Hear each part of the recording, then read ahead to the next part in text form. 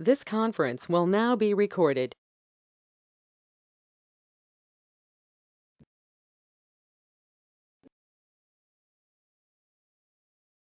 તો AS5 ના જો હવે સોલ્યુશન જો આપણે કરીએ બાળકો તો સોલ્યુશન પણ બહુ જ ઇઝીએસ્ટ સોલ્યુશન છે. ક્વેશ્ચન નંબર 1 અને આ પણ બધા થિયરી બેઝ જ છે એટલે મેં તમને આન્સર્સ જે છે પ્રિન્ટેડ ફોર્મના અંદર જ આપણે યાર ડિસ્કસ કરી રહ્યા છીએ, ઘરના આન્સર બનાવતા નથી. તો તમને કીધું છે કે મેડિસન ઇન્કોર્પોરેશન પાસે લોંગ લિવ્ડ એટલે કે લોંગ ટર્મ અસેટ હતી જે વેચવા માંગે છે. લોસ જે છે આને રિલેટેડ જે છે કંપનીને રેકોગ્નાઇઝ કરવો છે ઇન્કમ સ્ટેટમેન્ટમાં.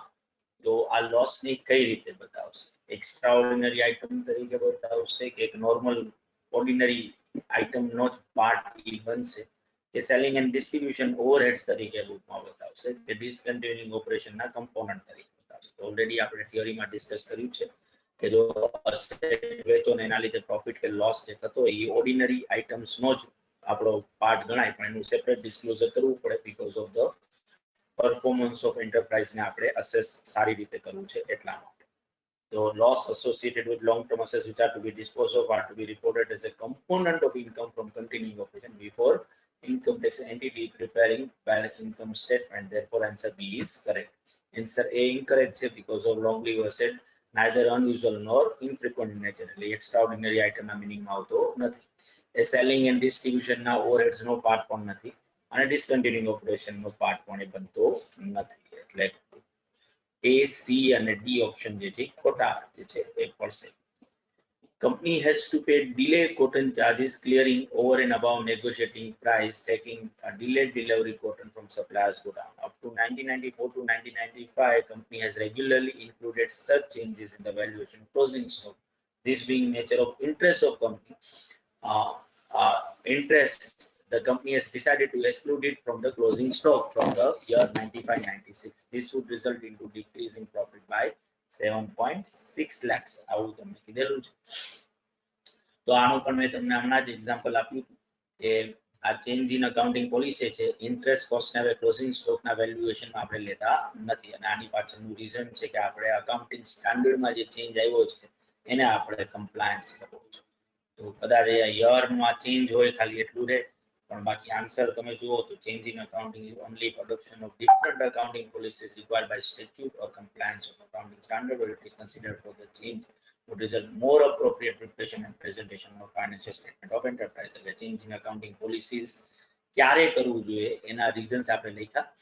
Therefore, change in method of stock valuation is justified in a view of fact that change is in line with the recommendation of AS2 and would result more appropriate preparation of financial statement. As per AS2, this accounting policy adopted for valuation of inventory is including cost formula used should be disclosed in financial statement. અને એને related તમારે disclosures જે દેવાનું થાય તો not તમારે જે બનાવવાની આવે એ ક્યાં ટાઈપની હોય તો in compliance with accounting standard issued by ICI, delayed cotton clearing charges which are in nature of interest have been excluded from the valuation of closing stock unlike preceding years.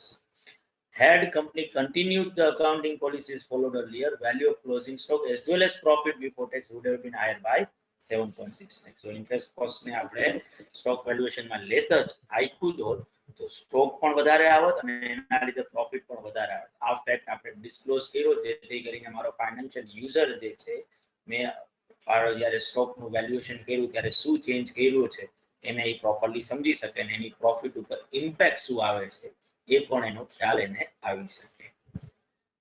Fuel surcharge જે છે state electricity board provisional rate થી આ મૂકે છે 5.3 lakhs ના fuel surcharge છે 97 થી 2001 સુધીનો પિરિયડ જે આપણે ફેબ્રુઆરી 2002 માં જે છે એ પે કર્યું છે. તો આને 1-2 માં કઈ રીતે આપણે કરીશું તો ફ્યુલ સરચાર્જ પ્રોવિઝનલ રેટ થી જે છે ઇલેક્ટ્રિસિટી બોર્ડ મોકલતો હતો. આપણે એને ઓબ્વિયસલી બુકના અંદર જે તે પિરિયડનો સરચાર્જ જે તે પિરિયડમાં જ રેકોર્ડ કરવો જોઈતો હતો પણ આપણે કર્યો નથી. આ ઓમિશન છે, આ પ્રાયર પિરિયડ આઇટમ ગણાશે અને આપણે એને પ્રાયર પિરિયડ આઇટમ તરીકે બુકમાં રેકોર્ડ કરવાની આવશે. It seems as a result of error or omission in preparation of the financial statement prior to a year change થઈ ગયું છે આપણે 97 to 2001 છે અહીંયા 2005 to 2009. This material change is arise current period, that is year ended 31st March 2010. Therefore, it should be treated as a prior period item of as per paragraph 16 of AS5, and as such should be separately disclosed so that impact of this item on current period can be known. It should be further noted that item is not an extraordinary item as fuel surcharges arise from the ordinary course of business. આ question આપણે જ્યારે contract costing કરતા હતા ત્યારે મેં તમને કીધું હતું ને આપણે ધ્યાન નહોતો ગયો અને મેં કીધું હતું કે આપણે જ્યારે ચેન્જ ઇન અકાઉન્ટિંગ એસ્ટિમેટ્સ વાળું કરીશું ત્યારે જોઈશું. તો તમે જો એક કોન્ટ્રાક્ટ મળ્યો છે 100 કરોડનો, ઇનિશિયલી તમે કોસ્ટ એસ્ટિમેટ કરી હતી 80 કરોડની, પણ હવે જ્યારે યર પૂરું થયું ત્યાં સુધીમાં કોસ્ટ ઇન્કર થઈ છે 25 અને હજી એસ્ટિમેટ કરી રહ્યા છો 60, એટલે ટોટલ 85 કરોડનું એસ્ટિમેશન છે. પણ નેક્સ્ટ યરમાં એકચ્યુઅલમાં ટોટલ કોસ્ટ ઇન્કર થાય 95. મીન અહીંયા નીચે જો અહીંયા રીઝન આપ્યું છે કે chief accountant treated access cost of 10 crore incurred as against the estimated of 85 crores as a mistake in estimation of cost, hence categorized 10 crores as a prior period expense. તો prior period expense તરીકે તો એ વસ્તુ આવે કે જે particular item જે તે period ને બિલોંગ કરતી હોય અને ત્યાં લખવાની રહી ગઈ હોય અથવા તેને રેકોર્ડ કરવાનું ભૂલ થઈ. આ તો અકાઉન્ટિંગ એસ્ટિમેટ હતું, હજી 60 કરોડ ઇન્કર થશે, જે 60 ની જગ્યાએ 70 કરોડ હજી વધારાના ઇન્કર થયા, કારણ કે 25 તો થઈ ગયા છે. આ ચેન્જ ઇન અકાઉન્ટિંગ એસ્ટિમેટ છે, આને પ્રાયર પીરિયડ આઇટમ ની સાથે કન્ફ્યુઝ કરવું જોઈએ નહીં. તો આ 10 કરોડ ની અકાઉન્ટિંગ ટ્રીટમેન્ટ કંપની આપી છે, પણ clear change in accounting estimate is neither prior period item nor extraordinary item, hence the treatment given by the company is incorrect. જે છે આ આપણો આન્સર જે છે એ થશે. અને હવે આપણે આ 5 અલગ અલગ ક્વેશ્ચન આપ્યા છે, આપણે કહેવાનું છે કે પ્રાયર પીરિયડ છે, ચેન્જ ઇન અકાઉન્ટિંગ એસ્ટિમેટ છે કે એક્સ્ટ્રાઓર્ડિનરી. તો જો અરિયર્સ છે 10 લાખ રૂપીસ નું, જે આપણે કોર્ટના ઓર્ડર થી પે કર્યું છે કરન્ટ યર, જે બિલોંગ કરતો તો પ્રીવિયસ યર ને, પણ કોર્ટના ઓર્ડર થી પે થયું.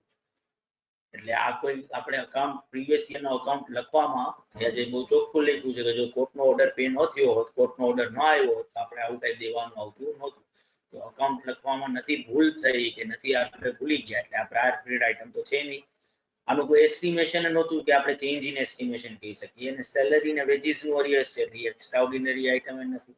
એટલે પહેલા ક્વેશ્ચન આન્સર આવશે નન ઓફ ધીસ. બરાબર, એ આ ત્રણમાંથી એકેય નથી. પણ 50,000 નો એક્સપેન્સ પ્રીવિયસ યરમાં ઇન્કર થયો તો જે ઓમિટેડ થઈ ગયો છે ડ્યુ ટુ ઓવરસાઇટ. તો આ પ્રાયર પીરિયડ આઇટમ છે, કારણ કે ઓમિશન થયું છે એના માટે. Provision four doubtful dates 5 lakh નું હતું, આ વખતે 3 લાખ રૂપિયામાંથી રિયલાઇઝ થયા છે. તો આ ચેન્જ ઇન અકાઉન્ટિંગ એસ્ટિમેટ છે કે પ્રોવિઝન્સ કર્યું હતું એટલું પ્રોવિઝન્સ ની રિક્વાયરમેન્ટ છે નહીં. એ જ રીતે cell of significant plot of land જે છે, લેન્ડ નું જો સેલ કરો તો ઓલવેઝ એક્સ્ટ્રા ઓર્ડિનરી આઇટમ જે છે એ થશે. અને write off a huge debt from the major customer due to more than 1 year, તો એ પણ જો આપણે બેક ડેટ્સ ઉડાડી દઈએ તો નથી પ્રાયર પીરિયડ આઇટમ, નથી એક્સ્ટ્રાઓર્ડિનરી આઇટમ, નથી ચેન્જ ઇન અકાઉન્ટિંગ એસ્ટિમેટ, તો એ પણ નન ઓફ ધીસ જે છે એ આવશે. અને હવે AS4 ની જેમ જ બાકીના 6 ક્વેશ્ચન્સ છે, એમાંનો એક ક્વેશ્ચન તો રિપીટ થઈ રહ્યું છે. તમારે મને આના આન્સર જે છે કહેવાના છે. આન્સર હું તમને કહી તો દઉં છું, તમારે લખીને આપવાના. જેમ કે આ સ્ટોક શીટમાં એક ને એક આઇટમ 2 વાર રેકોર્ડ થયેલી છે, તો આ પ્રાયર પીરિયડ આઇટમ છે, કારણ ઓમિશન થયેલું છે. આનો આન્સર એક લખીને આપો વ્યવસ્થિત રીતે. પછી ક્વેશ્ચન નંબર 7 છે કે જે આ ક્લેમ લોજ કર્યો તો 3 લાખ રૂપિયાનો અને પેમેન્ટ 2-3 માં રિસીવ થયું. No entry has been pass in account when claim was lost. તો આ AS9 માં આપણે જે કર્યો તો એ સેમ ક્વેશ્ચન છે. રેવન્યુ રેકોગ્નિશન નું પોસ્ટપોનમેન્ટ કર્યું છે, કારણ કે અલ્ટિમેટ રિસિપ્ટ રિલેટેડ અનસર્ટેનિટી છે. તો જ્યાં સુધી અનસર્ટેનિટી રહે ત્યાં સુધી આનું રેકોર્ડિંગ ન થઈ શકે. તો કંપનીએ બહુ સાચું જ કર્યું છે કે એન્ટ્રી પાસ નથી કરી જ્યારે ક્લેમ લોજ કર્યો હતો ત્યારે. પછી 2001-2 માં કંપનીએ ઇન્વેન્ટરીને રિટર્ન ડાઉન કરી નાખી છે 5 લાખ રૂપિયાથી. તો સેપરેટ ડિસ્ક્લોઝર નેસેસરી છે, તો કે યસ, જે ટાઈપની સાઇઝ અને નેચર છે અકાઉન્ટિંગ આઇટમ એ પ્રમાણે સેપરેટ ડિસ્ક્લોઝર હોવું જરૂરી છે. અને ક્વેશ્ચન નંબર 9 માં 1% નું બેક ડેટ્સ આપણે બતાવ્યું હતું, બરાબર, પણ હજી આપણને 1-2 માં એવું લાગી રહ્યું છે કે એક્સ્ટ્રા 40% હજી વધારાના કરવા પડશે. તો આ એક્સ્ટ્રાઓર્ડિનરી આઇટમ થશે કે પ્રાયર પીરિયડ આઇટમ થશે? તો આ નથી એક્સ્ટ્રાઓર્ડિનરી, નથી પ્રાયર પીરિયડ, આ ચેન્જ ઇન અકાઉન્ટિંગ એસ્ટિમેટ જે છે એ થશે. આ ક્વેશ્ચન જે છે સેપરેટ ડિસ્ક્લોઝર ની જરૂર પડે તો 5 લાખ નું હતું એની જગ્યાએ 8 લાખ રિયલાઇઝેબલ વેલ્યુ લઈ ગયા છે, તો સેપરેટ ડિસ્ક્લોઝર ની જરૂર જે છે એ પડશે જ. અને આ ક્વેશ્ચન નંબર 11 સેમ ક્વેશ્ચન છે જે આપણે અહીંયા ક્વેશ્ચન નંબર 2 જે છે એ કર્યો હતો ચેન્જ ઇન અકાઉન્ટિંગ પોલિસી નો, કે જે આપણે ઇન્ટરેસ્ટ કોસ્ટ ને હવે વેલ્યુએશન માં લેતા નથી. 3 લાખ રૂપિયાનું ઇન્ટરેસ્ટ કોસ્ટ જે છે એ તમને આપેલી છે. તો આ ક્વેશ્ચન ના આન્સર્સ તમારે મને લખીને કહેવાના છે કે તમે કઈ રીતે લખો છો, તો એક તમારે મને બતાવવાનું થશે.